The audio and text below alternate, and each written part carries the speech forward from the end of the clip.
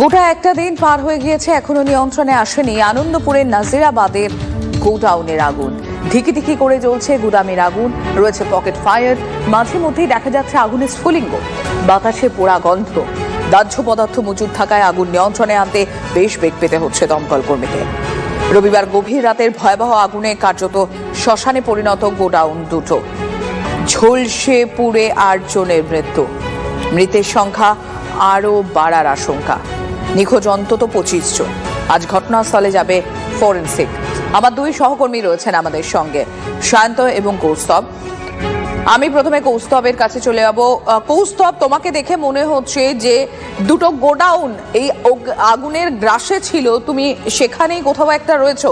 এই মুহূর্তে তুমি ঠিক কোথায় রয়েছো আমাদের দর্শকদের জন্য যদি একটু ডিটেলসটা তুলে ধরো। একদমই, আমি একদম গ্রাউন্ড জিরোতে রয়েছি, যেই জায়গাটা একেবারে গোটা আগুনের গ্রাসে চলে যায়। আনন্দপুরের যে নাজিরাবাদের যে জায়গাটা, দেখো কারখানা লাগোয়া যে ওয়্যার হাউস ছিল, সেই ওয়্যার হাউস একেবারে পুড়ে খাক হয়ে গিয়েছে। তুমি দেখতে পাচ্ছ সেই ছবিটা। ওয়্যার হাউসের যে আলমারি ছিল, এখানে যে আলমারি রাখা ছিল, সেই আলমারিটা একেবারে ধ্বংসস্তূপের আকার ধারণ করেছে।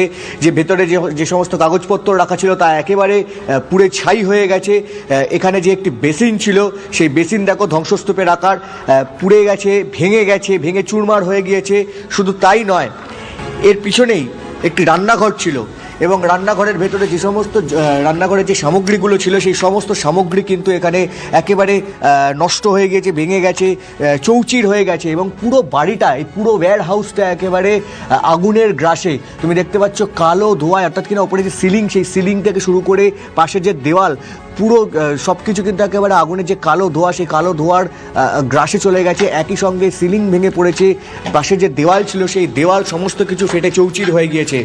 অর্থাৎ যখন আগুন লাগে, যেই মুহূর্তে আগুন লাগে, সেই মুহূর্তে এখানে যারা কর্মচারীরা ছিলেন তারা পালিয়ে এসেছিলেন। তারা পালিয়ে এসে কিন্তু প্রাথমিকভাবে যেমনটা অনুমান করা হচ্ছে যে তারা পালিয়ে এসে হয়তো এই ওয়্যার হাউসের ভেতরে হয়তো ঢোকার চেষ্টা করেছিলেন, কিন্তু এই ওয়্যার হাউসটা যেহেতু পুরোটাই আগুনের গ্রাসে চলে যায়, তার ফলে হয়তো তারা এই ভেতরটায় হয়তো ঢুকতে পারেননি, এমনটাই কিন্তু মনে করা হচ্ছে। কারণ যখন এখানে প্রথমে দেখা যায় যে এই ওয়্যার হাউসের যে প্রধান যে দরজা, যে গেট, সেই গেটের যে কলাপসেবল গেট, সেই কলাপসেবল গেট কিন্তু খোলা ছিল।